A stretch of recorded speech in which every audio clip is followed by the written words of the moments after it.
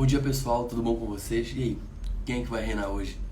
Então, eu vim trazer mais entendimento a respeito da palavra de Deus para te dar mais entendimento sobre quem tu és, falando um pouco mais sobre identidade. Eu separei aqui agora um tema bem legal. Você sabe exatamente quem é Deus? Você sabe que Ele se manifesta através de Jesus Cristo, o Espírito Santo e o Deus Pai Todo-Poderoso. Agora, você sabe dizer exatamente quem é cada um deles? O que eles fazem? Qual seria o tipo de relacionamento que você tem que ter com cada um? O que você pode ter de cada um deles? Como eles funcionam? Qual é o papel deles na sua vida para que você tenha uma vida caminhando na verdade, na justiça? Gente, se você sabe todas essas respostas, eu vou até te convidar para a gente fazer live junto. Agora, se você não tem certeza plena de quem são, de quem é a Trindade, qual é o seu papel, fica comigo nessa live que a gente vai conversar bem sobre isso. Isso vai te dar um entendimento diferenciado. E a partir desse entendimento você vai poder conversar com Deus, ter um relacionamento com Ele de uma forma cada vez mais particular, de uma forma cada vez mais ímpar, mais singular. Um jeitinho que é só teu e do Pai. Lembrando que esse relacionamento ele tem que obrigatoriamente ser com Deus Pai, Criador de tudo, com o Filho Jesus Cristo e com o Espírito Santo que mora dentro de você. E aí, tá preparado? Então vem comigo, porque a intenção é fazer com que você reine sempre. Bora pra cima. Olha só, a Trindade, na grande verdade, ela é um mistério.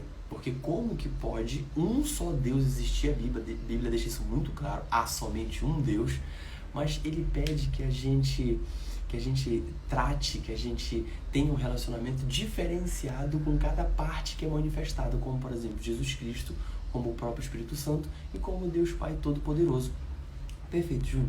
Mas o que isso vai me levar a ter se eu buscar esse entendimento? Primeiro, conhecendo quem é Deus, você vai conhecer quem é você. Então isso vai aumentar, fortificar a tua identidade. Outra é o relacionamento. Quando você sabe quem é Deus, como Ele se manifesta através da Trindade, você vai saber exatamente como se relacionar com Ele de forma intencional, para conseguir agradar ao Pai e quem sabe aí ter acesso a todas as bênçãos que Ele tem prometido para você, que são milhares de bênçãos. Mas só que só acontece quando você realmente se torna filho e tem acesso à herança que Ele preparou para nós. Perfeito. Agora olha só, existem alguns fatores importantes que eu quero tratar aqui contigo. Essa palavra Trindade, eu acredito que muitos não sabiam disso, mas essa palavra Trindade, ela não existe na Bíblia.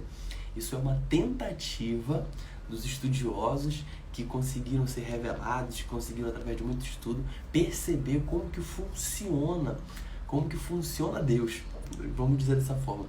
E Ele se manifesta através da Trindade, através de Deus, Pai e Espírito. Deus, Filho e o Espírito. Perfeito.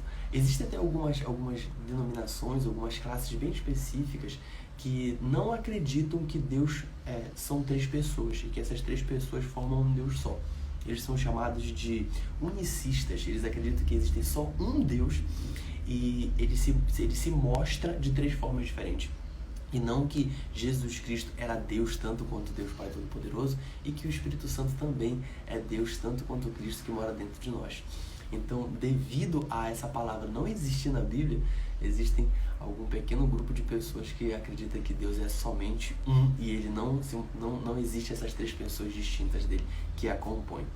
Perfeito. Só que isso a gente vê claramente que existe, até através de interação entre essas pessoas. Então, se são só manifestações, como que uma interage com a outra, como que uma sente, existe sentimento entre uma e a outra. A gente pode ter o testemunho disso na passagem que João Batista batiza Jesus Cristo. Lembra? Bem famosa.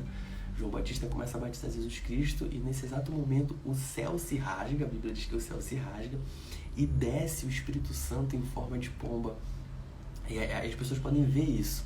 E outra coisa, escuta-se uma voz nesse momento de Deus dizendo: esse é o meu filho amado a quem eu tenho prazer. Então, se você for perceber, nesse exato momento a gente tem Jesus Cristo sendo batizado, a gente tem o Espírito Santo que rasgou o céu para descer e a gente tem a voz de Deus falando para o Filho amado. Então a gente tem a perfeita manifestação da Trindade, das três formas de Deus se manifestando e uma tendo relação com a outra, tendo relacionamento, pessoa a pessoa com a outra. Então isso já deixa muito claro que Deus sim são três pessoas e que Deus sim é uma só pessoa quando essas três estão unidas. Perfeito, vamos continuar o assunto. Olha só, a partir de Cristo, ele começou a manifestar o batismo em Pai, Filho e Espírito Santo. Lembra que João Batista antes batizava somente com as águas. E o próprio João Batista fala, depois de mim vem um ainda muito mais poderoso que vai batizar com o Espírito Santo. Então, a partir de Jesus Cristo, ele começa a batizar com o Pai, Filho e Espírito Santo. Perfeito. Agora, por que é interessante a gente saber cada um deles? Porque assim a gente vai saber se manifestar para cada um deles. Presta bem atenção. Lembra que a bênção apostólica que Paulo faz, ele diz que todos nós tenhamos a graça de Jesus Cristo conosco, o amor de Deus e a comunhão com o Espírito Santo. Então a gente está falando aqui do apóstolo que de longe foi o que mais trabalhou para Deus. E ele, quando vai abençoar, ele diz exatamente assim: tenham a graça de Jesus Cristo. Opa, deixa eu anotar isso daqui. Então, com Jesus Cristo é a graça. Tenham o amor de Deus. Então, com Deus Todo-Poderoso, Criador, é o amor que tem que ter com o relacionamento com Ele. E a comunhão com o Espírito Santo. Se você for prestar atenção, ele manda pra gente ter comunhão, quer dizer, relacionamento com o Espírito Santo. E eu tenho certeza que a maioria das tuas orações, eu digo isso porque as minhas também eram assim, sempre eram para Deus ou para Cristo, para Deus ou para Cristo. Meu Deus Todo-Poderoso, me ajuda. Ó Senhor Jesus, me guia. Sempre era dessa forma. E pouco era falar do Espírito Santo. Agora eu quero conversar com você. E se a gente for prestar atenção, a palavra diz que é justamente para a gente ter essa relação, essa comunhão intencional com o Espírito Santo.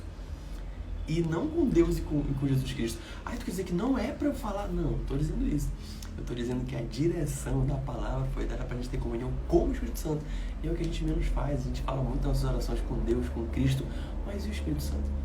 E ainda tem outro ponto. Depois que a gente fala, a gente termina, tipo assim, Espírito Santo de Deus, Pai Todo-Poderoso, obrigado, me dê isso, me dê aquilo, amém, me ajude.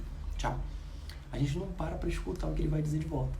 Tipo, Deus não sabe tudo aquilo a respeito da tua vida. Ele não é onisciente. Sabe? Então até o que tu vais pedir, conversar com ele, ele já sabe, certo? Certo? Então o que tu acha mais inteligente em relação ao aproveitamento do tempo que tu tens ali no Santo dos Santos, em comunhão com o Pai?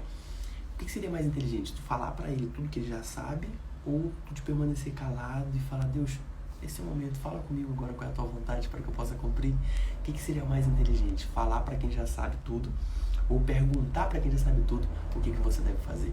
Então tem uma dica muito importante em relação à oração, que é procurar intencionalmente essa comunhão, esse relacionamento com o Espírito Santo, e não somente com Jesus e com Deus.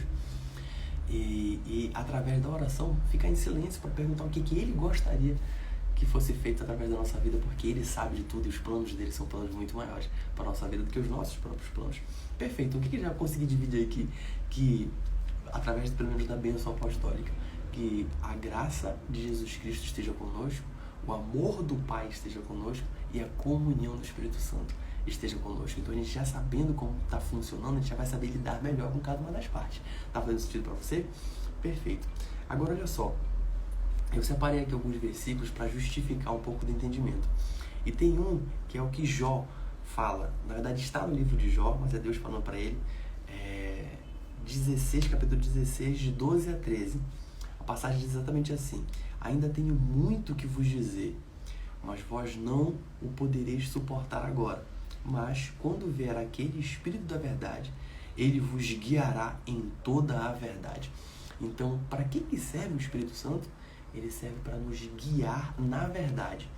Entendi. Então quer dizer que Deus Pai Todo-Poderoso criou tudo, deu seu Filho Jesus Cristo para ser o nosso mestre e ensinar o caminho que a gente tem que seguir, e botou o Espírito Santo dentro de nós para ser o nosso guia de que a gente deve ir para a direita, se a gente deve ir para a esquerda, se deve se manter reto. É mais ou menos assim que funciona, gente? Exatamente, de uma forma bem geral, é exatamente assim que funciona. E através da passagem dá para a gente perceber isso. Por exemplo, ele diz aqui, olha, vem o Espírito da verdade que vos guiará em toda a verdade. Então, como é que a gente caminha na verdade para estar certo naquilo que Deus quer? É buscando a orientação do Espírito Santo. Porque fora isso, vai ser a nossa própria orientação, aquilo que a gente acredita que é certo e que é errado. Então, provavelmente, a gente está fadado a erro, a não cumprir a vontade do Pai, a não ter um futuro desejado. Aquilo que a gente gostaria de fazer talvez não aconteça. Como é que a gente faz para garantir isso? A gente escuta o Pai. Como é que a gente faz para escutar o Pai? A gente pergunta para o Espírito Santo que está dentro da gente, porque Ele é o responsável, Ele que é o guia. A palavra diz que Ele é o responsável por preparar a noiva para o noivo. Quem é o noivo de Cristo? é a sua igreja, somos nós como corpo. Então o Espírito Santo vai preparar a noiva, ele vai cuidar dela para que ela fique pura e imaculada, para quando o noivo vier, ela tá compatível com a sua grandeza de santidade, com a sua grandeza de integridade para poder recebê-lo. Então é escutando a voz do Espírito Santo que a gente pode ir nesse caminho. Agora a gente pode se perguntar aqui, como que a gente deve andar nesse caminho? O Espírito Santo vai nos guiar, mas como que a gente deve andar? Lembra que também tem uma passagem que é a primeira carta de João, no capítulo 2, versículo 6. Ele fala, aqueles que estão em Cristo, aqueles que estão nele, devem andar como ele andou. Cara, como é que eu vou conseguir andar como Jesus Cristo andou? Eu preciso de alguém para me dizer como fazer isso. O Espírito Santo é ele que vai te guiar no caminho para que tu andes conforme Jesus Cristo andou. Então ele deixa claro. Mas o que será que deve ser isso? Será que andar como ele andou é a malícia, é o gingado, é o jeito, é o ritmo? Claro que não. É a forma como ele conduz a vida. E a vida, ela é mostrada dentro da Bíblia como o caminho.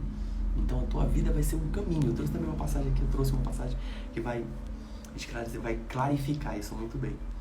Está em Mateus 7, versículo de 13 a 14. Diz assim, ó, entrai pela porta estreita, porque é larga a porta e espaçoso o caminho que conduz à perdição. E muitos são os que entram por ela.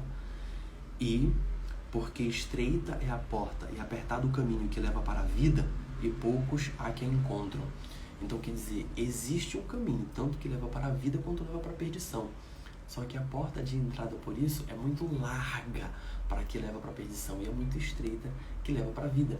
E qual seria essa porta? Seria a conversão, seria você poder assumir, eu estou arrependido dos meus pecados, não quero mais ser dono da minha vida. Aceito Jesus Cristo como meu Senhor e Salvador para que Ele guie a minha vida a partir de agora. Conseguir se arrepender de tudo o que faz para entregar uma vida, para viver como Cristo viveu, isso é muito difícil, então é uma porta bem estreita para se fazer. E depois que a gente faz isso, a gente já está salvo? Não, a gente começa um processo, a gente começa a andar num caminho. E que caminho é esse? A palavra de Deus, o Evangelho.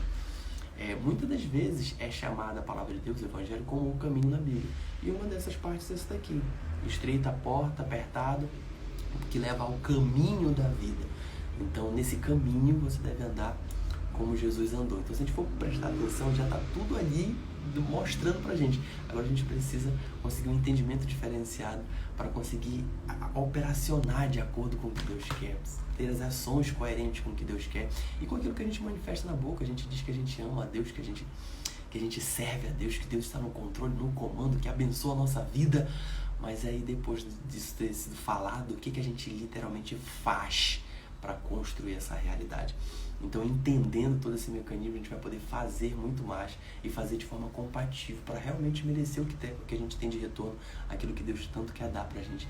Porque imagina, olha só, se eu decido usufruir da graça de Deus, não para pedir perdão pelos pecados, mas como ele diz na palavra, vai em tempo oportuno ao Santo dos Santos, ao encontro com Deus, e peça para Ele a graça antes de pecar. Então, quer dizer, quando eu estou em tentação para fazer ou não alguma coisa, de repente cair ou não, eu posso ir até Jesus Cristo, posso ir até Deus e pedir a sua graça, para que ela me capacite e eu possa vencer o pecado.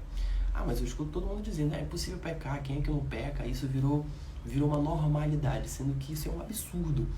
Jesus Cristo trouxe a graça dele para nos capacitar contra o pecado, para não pecarmos, não somente para limpar o pecado da humanidade do mundo, mas sim para nos capacitar.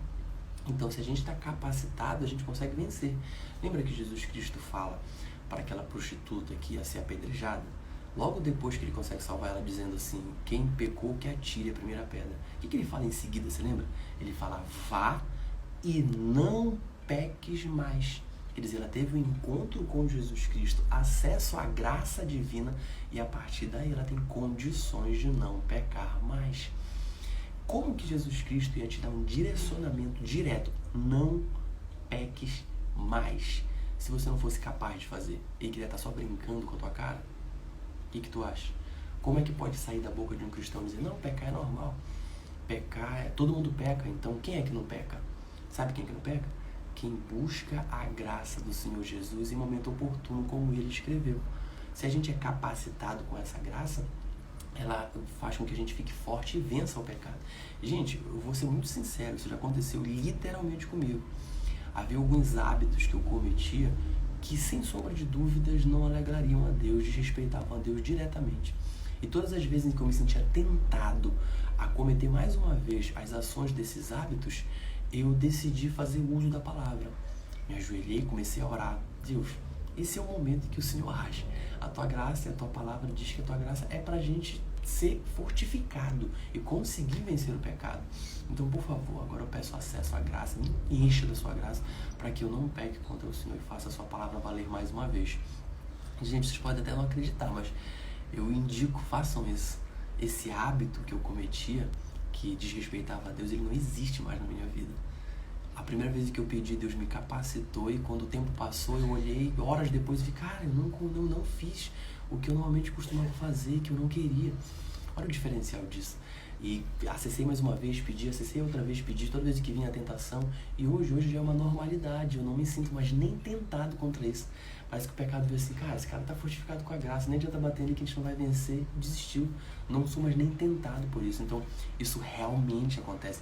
Mas por que eu consegui vencer esse pecado? Porque eu tive acesso à palavra. Quem busca intencionalmente ela, consegue se munir de forças e agir de forma cada vez melhor, para andar nesse caminho coerente como Jesus Cristo andou. Tá fazendo sentido para você? Então é muito interessante você fazer uso disso. Busque a graça de Deus enquanto estiver no período da tentação. Para que assim, porque ser tentado não é pecado. Agora, você cair nessa tentação, aí é pecado. Então Jesus Cristo, sabendo disso, disse, venha a mim antes. Peça a minha graça antes de cair, que eu vou lhe conceder sem medida. E assim você vai poder ter força e ter capacidade de não pecar, de vencer o pecado. Perfeito. Então, o que a gente conseguiu aprender rápido aqui? A gente descobriu que Deus é amor, a gente descobriu que Jesus Cristo é através da graça, que a gente acessa Jesus Cristo e tem a graça, e que o Espírito Santo, a gente tem comunhão com Ele. Para finalizar, eu vou trazer outro aspecto. Lembra que o Papai do Céu nos fez em família. E tudo que Deus faz, Ele tenta de alguma forma comunicar a sua identidade, revelar-se para nós em tudo que Ele faz. E por que Ele nos fez em família? Porque Deus é família. Como entender isso? Como é que Ele poderia explicar para todos nós quem Ele é, se é um mistério, se é algo muito além da nossa capacidade de entendimento? Então Ele traz dentro da nossa capacidade exemplos para a manifestação da sua vontade e de quem Ele é. E se você for perceber, dentro de uma família existe pai, Filho e o Espírito Santo como uma figura de mãe. Tem algumas passagens na Bíblia que deixam claro que o Espírito Santo, ele é o guia, ele é o protetor, ele é o cuidador das pessoas. E esse aspecto, se você for reparar, ele é muito próximo ao que uma mãe faz. Então, olha o diferencial como ele se comunica em tudo. Deus Pai é o Deus que toma a decisão, o Deus que aponta a direção, o Deus que é o provedor para dentro da vida de cada um de nós. E é o papel do pai, que o pai tem que fazer. E uma coisa muito importante em relação ao filho. Lembra que ele diz que o filho amado, ele deve ser disciplinado. Qual pai que diz amar o filho e que não o disciplina, que não faz ele passar pelo deserto que precisa para que ele amadureça?